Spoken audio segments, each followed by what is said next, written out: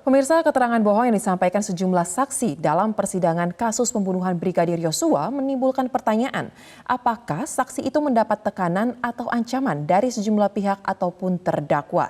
Apalagi saksi-saksi dari pihak terdakwa Ferdy Sambo berulang kali memberikan keterangan yang tidak sesuai dengan BAP. Lantas, bagaimana sebenarnya perlindungan terhadap saksi dalam kasus ini? Bagaimana upaya untuk menjaga saksi agar bisa memberikan keterangan yang sebenar-benarnya? Dan kita akan membahasnya langsung bersama dengan Wakil Ketua LPSK Susila Ningtyas yang sudah terhubung melalui sambungan Zoom. Selamat siang, Ibu Susila Ningtyas. Selamat siang, Mbak. Baik, Bu, kita tadi sebelumnya sudah melihat ada rekaman dari pemeriksaan di persidangan terhadap ART dari Ferdy Sambo dan Putri Chandrawati, dan beberapa hari sebelumnya ada juga ART Susi. Bagaimana LPSK menyikapi keterangan yang diberikan saksi ini karena dinilai tidak benar? Ya, yang pertama kami tidak memberikan perlindungan kepada para saksi tersebut. Yang kedua, memang kalaupun mereka mengalami intimidasi dan ancaman ya terkait dengan kesaksian yang diberikan, ya sebenarnya kami siap-siap saja untuk memberikan perlindungan kepada yang bersangkutan, kepada keduanya. Tetapi sekali lagi kami juga akan mengecek ini ya soal itikat yang bersangkutan untuk itikat baik yang bersangkutan untuk mengungkap kejahatan ini, memberikan keterangan yang sebenar-benarnya untuk terkait dengan kejahatan ini. Kalau seperti yang kemarin kita saksikan bersama ya dalam beberapa liputan dari media televisi maupun media cetak lainnya yang bisa kita baca, bahwa memang saksi-saksi ini berbelit-belit dan ketika diancam akan dipidanakan atas keterangan palsu, baru kemudian kembali bahwa akhirnya mau memberikan keterangan yang benar. Nah, ini kan ada etikat tidak baik gitulah. Nah, kalau tidak ada etikat baik, kita juga agak susah ya untuk memberikan perlindungan seperti itu. Baik, Ibu, lalu melalui keterangan yang sudah disampaikan dalam persidangan, dan bukan cuma satu kali kita melihat ada ART dari Ferdy Sambo ini memberikan keterangan di persidangan. Apakah dari LPSK mensinyalir atau mengidentifikasi keterangan-keterangan yang diberikan ini merupakan keterangan yang karena ada di bawah tekanan atau seperti apa, Ibu? Ya, kami tidak tahu, Mbak. Jadi kami tidak mendalami karena tidak bertemu secara langsung dan kami tidak melihat ya secara langsung mewawancarai atau berbicara dengan yang bersangkutan.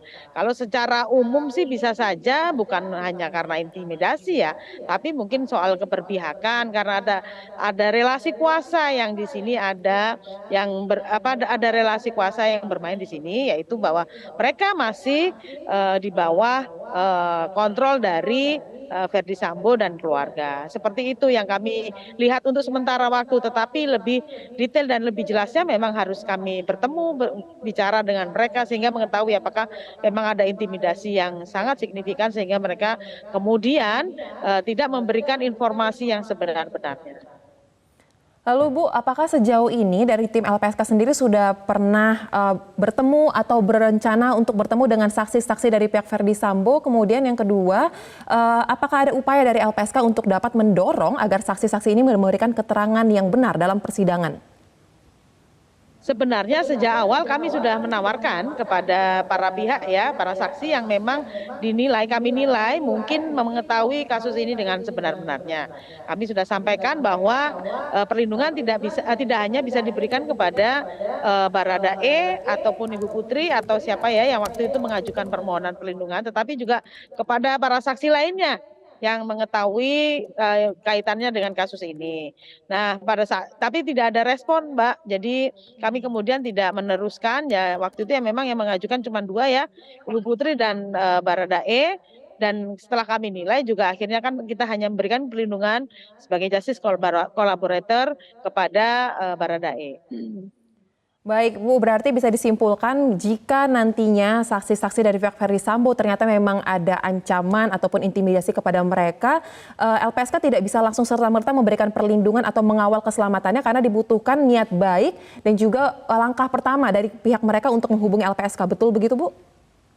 Betul, betul sekali. Jadi bisa dua-duanya, Mbak. Bisa saja kalau memang kita mengetahui ada intimidasi ya, karena sampai sekarang sih masih belum dapat informasi, Kak. Saya ya, kami belum dapat informasi. Kita bisa melakukan proaktif kepada mereka, menjajaki Ada secara sendiri. proaktif untuk menawarkan perlindungan kalau memang ada intimidasi. Tetapi bisa juga mereka yang mengajukan ke LPSK. Nanti baru setelah itu kami akan menelaah lebih lanjut. Nah, terkait dengan ini kan sudah memberikan keterangan nih, gimana? Nah, itu bisa saja pasca memberikan keterangan yang bersangkutan mendapatkan ancaman atau ini ya dilaporkan balik dan sebagainya gitu ya dari pihak Ferdi Sambo. Nah, itu bisa saja kita memberikan perlindungan gitu asal itu tadi yang bersangkutan ini satu memiliki keterangan penting ya untuk mengungkap kejahatan ini, mempunyai itikat baik untuk mengungkap kejahatan ini, terus kemudian ada ancaman kalau memang ada ancaman disampaikan kepada kami dan terus kemudian ini ya mau bekerja sama untuk mengungkap kejahatan ini, gitu Mbak. Oke, Mbak. Oke, Bu, pertanyaan terakhir saya, ini kan masih dimungkinkan untuk memberikan perlindungan. Apakah dari LPSK sendiri menetapkan tenggat waktu atau kapan terakhir waktu dari proses jika ingin mendapatkan perlindungan dari LPSK dan sampai kapan perlindungan ini akan diberikan? Karena kan kita tahu keterangan sebenarnya sudah diberikan di muka sidang. Ya, kalau perlindungan itu sendiri, kami sih tidak ada batas waktu kapan harus mengajukan. Setiap saat yang bersangkutan ini mengajukan, kami welcome gitu ya.